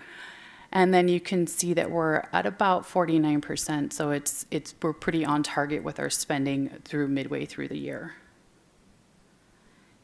And this next slide shows the recommended increases that we have proposed for the general fund. The first line there, unfortunately, our workers' comp insurance did come in higher than the estimates that were originally provided to us when we built the budget, and so we have an increase there of about 50,000. Another line item I wanted to point out is the banking fees. You'll see there's a number of different areas there. Overall, the banking fees are actually a little bit lower than what was in the budget, but it's being reallocated because we now have our planning and building software that's online, where those fees are actually going through their department, whereas previously they were kind of included in the bundle with finance banking fees. So it's just shifting things around a little bit there. And then another large line item there is the election expense. That would be related to a ballot measure, should the council decide to do that. And then I do have one thing else I wanted to point out too, was there's some IT expenses there, the new phone system. Currently, right now, our phone system is not operating the way that it should be. When the police department calls out, it says it's the library and it's out of date and we can't get it fixed. But I would also like to point out that our fees for the year are going to drop significantly from our monthly fees. So over probably the course of a year and a half to 2 years, it should pay for itself.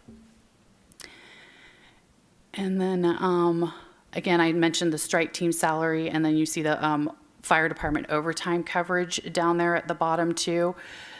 That overtime coverage is when the strike team is out, we have to make sure that the station is manned. But again, that's part of the reimbursement that we get from Cal OES, so those are neutral costs to the city. And then I don't know, City Manager Camello, if you wanted to talk about the downtown specific plan. Thank you. Yes, I do. So we'll be bringing an item to the council probably as early as the next meeting for authority to, and we'll be having a discussion about the pros and cons of that program. If the council decides to fund it, I want to make sure that there's money in the budget to do so.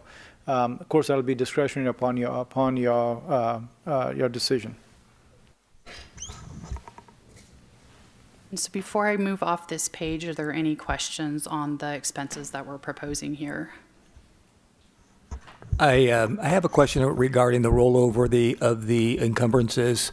So there's a number there, I guess.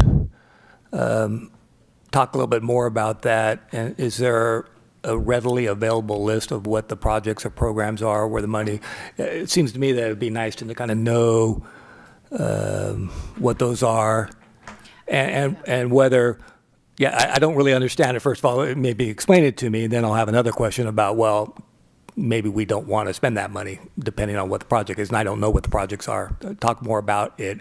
Are they're monies that are owed? I mean, work has already been done, not invoiced, or is it work that has not even started yet? And talk a little bit more about that 1.6 something million dollars of encumbrances. So it could be a combination of both. There could be work that's already been performed, but the invoices weren't received till fiscal year 26. But generally what we do is we do accrue those back. So it's more likely that the work hasn't been performed yet is the majority of the balances that are there, but they're for contracts that we've entered into and issued purchase orders for. And so those purchase orders are going to encumber those funds, but they're projects that are in progress. Some of them could be stalled, on purpose because we're waiting for direction for things. So yes, those are potentially things that could be released if we choose not to move forward with them. But the majority of them are projects that are actually in progress. I think at some point it would be, relatively soon it'd be nice to get a list of what those are, just get a sense of the ones that are stalled, and if there's any overview by the accountability, or a sense of, okay, we have the oversight over that one. No, we decided that one's dead, or this one should go forward, or a little bit of oversight on our part would be helpful. I'm not wanting to micromanage that, but it'd be just a good idea to understand what those encumbrances are, Mr. Camello. Yeah, and I think the timing may be that we bring it to you maybe at budget adoption. That would make sense because you adopt the budget in the first meeting in June usually, and a lot of these items, if you're going to be encumbering them and moving to the next budget, it goes into the next fiscal year, so that timing maybe is appropriate. I'll also say that the typical way of this happens is that you have, say we have a polling, we get a polling, I'm thinking about that because I'm entering into a polling contract to do some polling for us, and they begin the work. I'm making this up, they were going to be doing it soon, but let's just say they were going to do this work in June, and we don't get the bill until July. Well, we encumber the money because we've already asked for the work is being done, but we will need to pay them from the contract that we've encumbered the money so that we don't spend it on something else. That's an example. And I have like another example too that I think is a good one, that is that when we applied for a grant for a generator at the City Hall location, there's a required match from the city of 25%. And so the City Council authorized that match in 1 year, but we're still waiting to see if we get the grant. And so those monies were encumbered and are sitting there in that list. If we don't get the grant, that's something that we would release back into the general fund, but it is a commitment that we made at the time that we applied. All right. Any insight from Avenue or others that we look to on, in terms of the increase in the sales tax, what that is the result of? Unfortunately, I did reach out to her to see if I could get some more specific detail, and I didn't get a response back. But looking at the data that they provided us, we're seeing a large increase compared to the same time last year in construction. And then we're seeing a good shift also in the transportation area of the businesses. All right. And I would say that actually our sales tax money for FY25 did come in even a little bit higher than what they had originally or adjusted the projection last year as well too. All right. Thank you. Oh, and I can, I'd be happy to on the future reports. It's a very easy report to run to show the list of encumbrances, so we can add that as an attachment to the future reports. Thank you. All right, next slide. And so this slide is showing basically what the performance will be for the fiscal year 26. So again, with the estimated revenues adjusted to 21.5, estimated expenses at 22.9, and then the encumbrances, if we spend all those funds, we'll use reserves of 3 million, leaving us at about a reserve level of 11.3 at the end of fiscal year 26 at approximately 50%.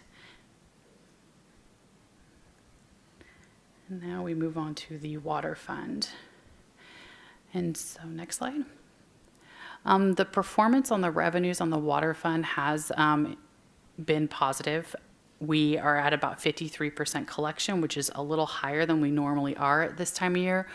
I would like to mention, though, that we did reduce that that revenue number from what the rate study was, because we were seeing poorer performance on the revenue collections. So it isn't what was in the rate study, but we are seeming to trend a little bit higher than what we reduced it to. And I think we can attribute that to the meter replacement project. We're seeing, we saw a number of accounts where they weren't billing accurately, and that was a big shift once all those new meters were put into place. Next slide. And so this again is going to show just a comparison of the adopted budget to the adjusted budget, and includes the encumbrances from FY25. Next slide. So we have a few requests on this particular, in the water fund. We have a little bit higher costs on our banking fees on the water side. We did move to express bill pay, and we're seeing a lot more volume of people paying through our online portal, which is great, but it did cause a bit of an increase in the fees that we're paying. And then we have a little bit of an increase on the litigation expense. That actually was an, I guess you could say, error or omission in the budget. There was an item that should have been included in there that was not included in there. And so that's to account for that. And then we have additional costs in overtime related to the water treatment plant, where we had some equipment that was down and required additional monitoring from staff. And then our chemical costs have actually increased quite a bit as well too. And then they have one request for an equipment purchase there for an actuator valve. So the total requested amendments for the water fund are $507,000. Next slide.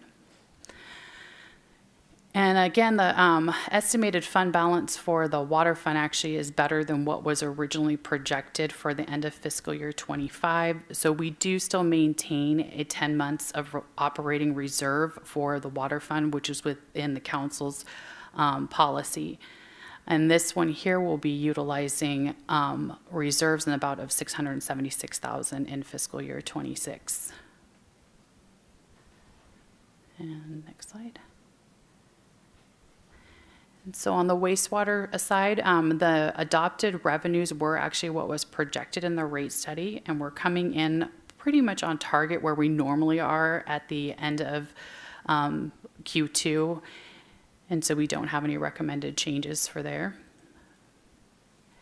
And then this next slide here is just showing again the difference in the adopted versus the adjusted, which also includes the carryovers. Next slide. And we have 4 items here that we're requesting an increase on. They're pretty much all related to the new plant operations, but we have some overtime that's been necessary while they were doing, I believe it was testing. Joe could provide more details if necessary. And then we've seen a much larger than anticipated utility costs to operate the plant. And then we had some additional operational costs that were associated with, I believe it was some equipment needs for the field operators.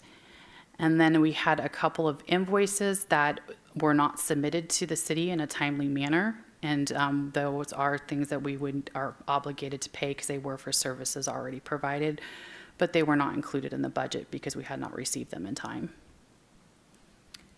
And on this next slide, it's showing that we're going to be using about $421,000 from reserves. That's again including those encumbered expenses from the prior year, and we're maintaining a 7 months operating reserve, which again is within the council's adopted policy.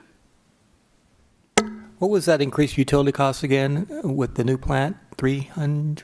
What did you? 200,000. 200,000. Okay, Yeah. thank you. It's actually a little more because we did increase the budget from the prior year too, but we're trending to come in about 200,000 short. It may be time, she will come back to you with some more information to look at solar or some other energy generating to reduce our costs. You read my mind. Next slide. And then we just have go back one more. We just have a couple other requests that we're making here. The police are in need of additional patrol gear and duty firearms. This is a qualifiable expense for our COPS funding, so we've made the request out of there. There's over a $600,000 fund balance in that fund right now, so it's definitely enough to support it. And then we've received some generous donations from the community to make some upgrades to the bocce area. And so we're receiving those donations and then increasing the expense line item to pay out for those upgrades. And then we had a little bit higher costs in banking fees related to the new or newer-ish recreation software that's being used to take in those bocce payments. And that is the end of the presentation. I can answer any questions. All right, thank you for that concise but informative presentation. Questions, colleagues? Burning questions? Direction? Ms. Deasy. Thank you.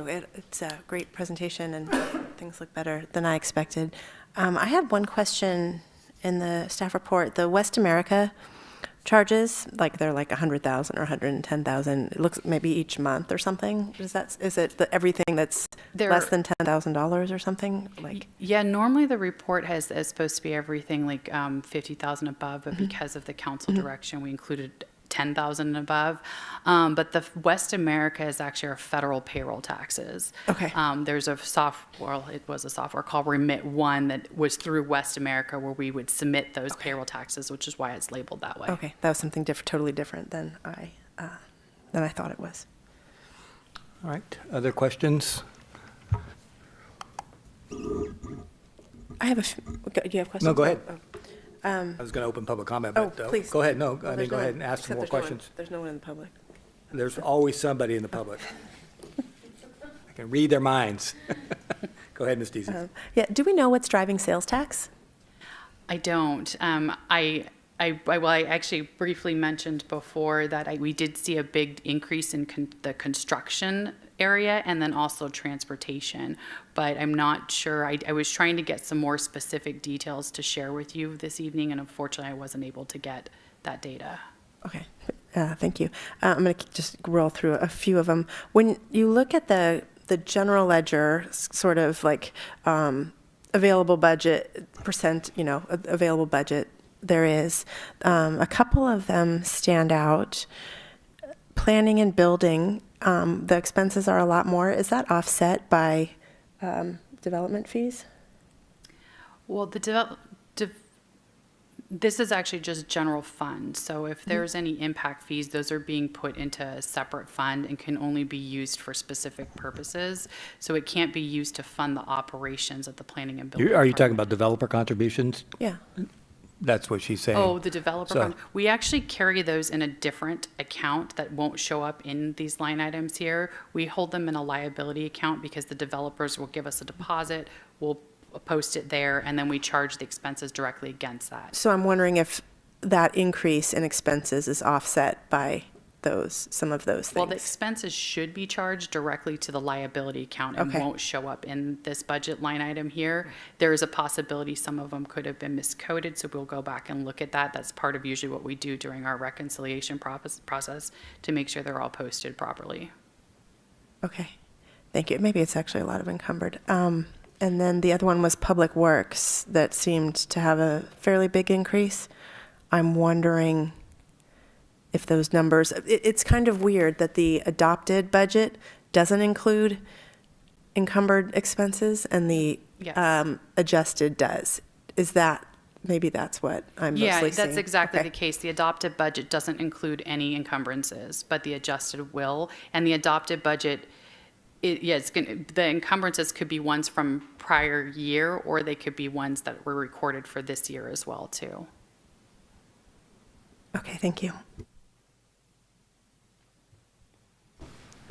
What do you think about this mid-year budget and the recommendations, Mr. Barrick? I think they're fine. I think we'll know a lot more. I'm interested to hearing from the Finance Committee coming up. I think we'll have some context to Bless you. make a sandwich with this piece, right? Then we'll have something to eat. Until then, I don't have, Having a sandwich is always handy. if there's some meat in there, there is. Ms. Spatoroto, thoughts, please? I want to thank you very much for this report and for all the work and effort you guys put into it. I think I'm happy with it, and I look forward to obviously seeing again with the with the Finance Committee and a little bit further along. Obviously, I would like to see our overtime not quite so high, but I also recognize that there's a lot of work and we don't have a ton of staff either in some of those cases. So I think everybody's doing a really great job, and thank you very much for all your work. Thank you.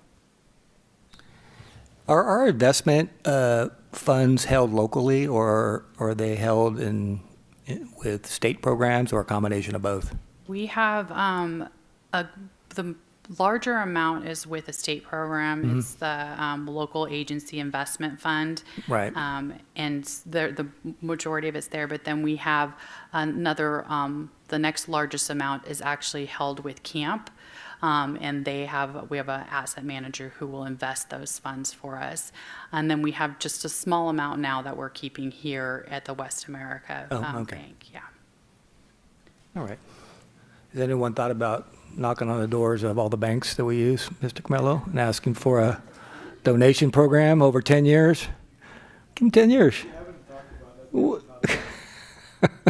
All right. I'm always hopeful that our banks will support our community, but all right. Any other thoughts? One Ms. last Stevens, one. of course. It is finance related. One thing that I always wonder when we get the CIP projects, and there's often an amendment to it, which I get because you dig something up and there's something there that you didn't expect. But I am always wondering what it would look like if we had a chart, and I'm not asking you to do this, don't worry, of the originally approved, current approved contractor, things like that. And I was thinking of it as because when I've done these things before, not in public works, but in other things, sometimes there's some trends that come up that are surprising. And so I wondered if we had if it's not easily pullable from like some sort of a system, if maybe there's an intern this summer who might want to spend their time on that data. That's just my one suggestion. I think of it all the time when the contracts come up, and it seemed like an okay time to ask the question. Yeah, and I'll just say that it's absolutely almost like an industry practice. I hate to say for the contractors to have, change orders, and so that's why there's in public works and CIP projects particularly, there's always a contingency amount based on different projects. It could be 15% or so, as typically at least 10% for that reason. It would just be great to see our data, and if there is some intern sitting around this summer, it might be good for them to do. All right. What direction do you need from your city council tonight, Mr. Mello, Ms. Kellogg? Adoption of the staff recommendation? Yes, adoption of the resolution approving the budget adjustments. All right, Yes. I'll look for that motion. I'll make a motion to adopt the staff recommendations. I'll second. Motion and a second. I did open the public comment, and I closed it, so did that, right, Mr. Bradley? Or maybe I didn't, but I just did, so. You did. Mr. Bradley, all right. Roll call, please. Councilmember Barrick, Yes. Councilmember Spatarato, Yes. Vice Mayor Deasy, Yes. Mayor Doring. Yes, all right. Good work. Thank you for that great presentation. Very clear, very concise. All right. Okay. Looks like we're at the end of the journey tonight, Mr. Camello. I know that we have the city council reports, and I'll invite any who wish to report. No reports. Mr. Camello, thank you for a good meeting. All staff, thank you for a good meeting. Thank you all staff members who have reached out to me and sent me kind notes. I very much appreciate it. Very kind. And to my colleagues, thank you so much. So, Mr. Camello, you have the I was just floor. going to say, as a result of that, I wonder whether you want to adjourn the meeting in honor of your mom. Let's see, would she have wanted? Would she have wanted that? Probably not. I will adjourn the meeting in honor of my mom, Roberta Y. Doring, who passed away yesterday, early afternoon. Thank you so much for that. And just a brief 20-second moment of silence, and then we'll go on our ways for my mama. All right, thank you so much.